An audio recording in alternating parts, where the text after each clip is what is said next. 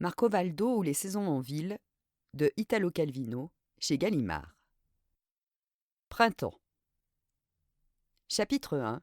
Des champignons en ville.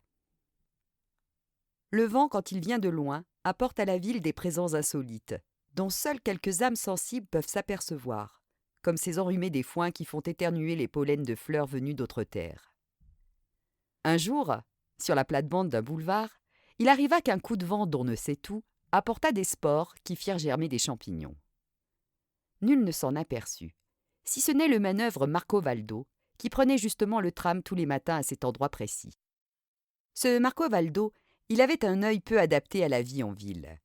Bien que les panneaux, feux rouges, vitrines, enseignes lumineuses, affiches eussent été étudiés pour attirer l'attention, rien de tout cela n'arrêtait son regard, qui semblait courir sur les sables du désert.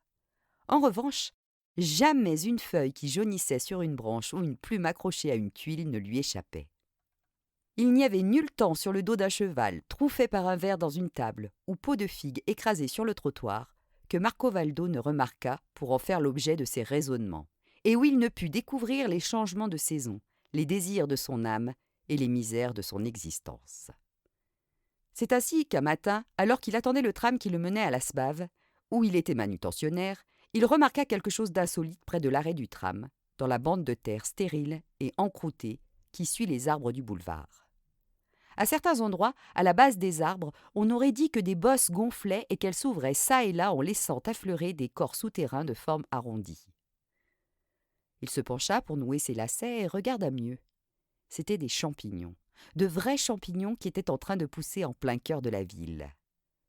Marco Valdo eut alors l'impression que le monde gris et miséreux qui l'entourait regorgeait tout à coup de richesses dissimulées, et qu'on pouvait encore attendre quelque chose de la vie, en plus de son salaire horaire syndical, des contingences, des allocations familiales et des aides de l'État. Au travail, il fut plus distrait qu'à l'accoutumée. Il se disait qu'alors qu'il était là, en train de décharger des paquets et des caisses, les champignons silencieux et lents, connus de lui seul, mûrissaient leurs pulpes poreuses dans l'obscurité de la terre, absorbaient des sucs souterrains, faisaient craquer la croûte des mottes de terre. Il suffirait d'une nuit de pluie, se dit-il, et on pourrait déjà les cueillir. Et il lui tardait de mettre sa femme et ses 6 enfants au courant de sa découverte. « Vous savez quoi ?» annonça-t-il pendant le maigre dîner. « D'ici la fin de la semaine, on va manger des champignons. Une belle fricassée. Je ne vous dis que ça. » Et au plus petit de ses enfants qui ne savaient pas ce qu'étaient des champignons, il expliqua avec ferveur la beauté de leurs nombreuses espèces, la délicatesse de leur goût et la manière dont il fallait les cuisiner. Et il parvint ainsi à entraîner dans la conversation sa femme, Domitilla, qui s'était montrée jusque-là plutôt sceptique et distraite. « Et ils se trouvent où, ces champignons ?» demandèrent les enfants. « Dis-nous où ils poussent. » À cette question, l'enthousiasme de Marco Valdo fut freiné par un raisonnement soupçonneux. « Mettons que je leur explique l'endroit. Ils vont aller les chercher avec leur bande de copains. La rumeur va se répandre dans le quartier, et les champignons vont finir dans la casserole d'un autre. » Et voilà que cette découverte qui avait commencé par lui remplir le cœur d'un amour universel déclenchait maintenant en lui la démangeaison de la possession et l'enveloppait d'une crainte jalouse et pleine de défiance. « Le coin des champignons, je le connais moi et moi seul, dit-il à ses enfants, et gare à vous si un seul mot vous échappe. » Le lendemain matin, alors qu'il approchait de l'arrêt du tram, Marco Valdo était plein d'appréhension. Il se pencha sur la plate-bande et vit avec soulagement que les champignons avaient un peu grandi mais pas trop, et qu'ils étaient encore presque entièrement enfouis sous terre. Il était ainsi penché quand il se rendit compte qu'il y avait quelqu'un derrière lui. Il se leva d'un bond et tenta de se donner un air indifférent. C'était un balayeur qui le regardait, appuyé sur son balai. Ce balayeur, sous la juridiction duquel se trouvaient les champignons, était un grand échalas à lunettes. Il s'appelait Amadigi, et il y avait bien longtemps que Marco Valdo ne l'aimait pas. Peut-être à cause de ses lunettes qui scrutaient l'asphalte des rues à la recherche de la moindre trace de nature à effacer à coups de balai. On était samedi, et Marco Valdo passa son après-midi à tourner dans les parages de la plate-bande en prenant un air dégagé.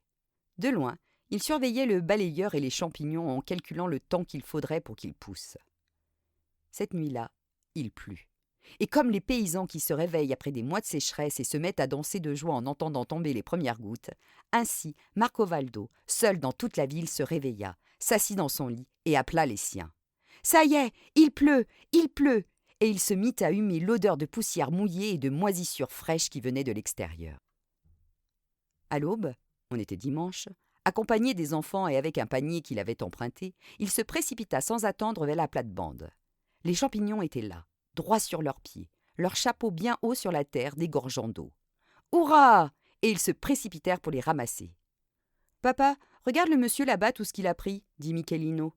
Et le père aperçut en levant la tête, debout à leur côté, Amadigi, qui avait lui aussi un panier plein de champignons sous le bras. « Ah, vous aussi vous les ramassez ?» fit le balayeur. « Alors, ils sont bons à manger ? Moi, j'en ai pris un peu, mais je ne savais pas si je pouvais m'y fier. Plus loin sur le boulevard, il en a poussé de plus gros encore. Bon, maintenant que je le sais, je vais prévenir mes parents qui sont là-bas, en train de se demander s'il vaut mieux les ramasser ou les laisser là. » Et il s'éloigna à grandes enjambées. Marco Valdo resta bouche bée. Des champignons encore plus gros qu'il n'avait pas aperçus, lui, une récolte complètement inespérée, qu'on lui piquait comme ça, sous son nez. Il resta ainsi un moment presque pétrifié de colère, de rage, et puis, comme il arrive parfois, l'effondrement des passions individuelles se transforma en un élan de générosité. À cette heure-là, il y avait beaucoup de gens qui attendaient le tram, avec leurs parapluies accrochés au bras parce que le temps restait humide et incertain. « Et vous, là-bas, vous voulez vous faire une fricassée de champignons ce soir ?» cria Marco Valdo à ceux qui se pressaient à l'arrêt du tram. « Les champignons ont poussé ici, sur le boulevard. Venez avec moi, il y en a pour tout le monde. » Et il s'élança à la poursuite d'Amadigi, suivi par une petite troupe. Ils trouvèrent encore assez de champignons pour tout le monde, et ceux qui n'avaient pas de panier les mirent dans leurs parapluies ouverts.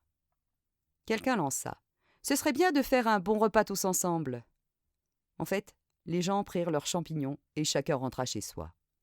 Mais ils se retrouvèrent bien vite, le soir même, dans la même salle d'hôpital, après le lavage d'estomac qui les avait tous sauvés de l'empoisonnement.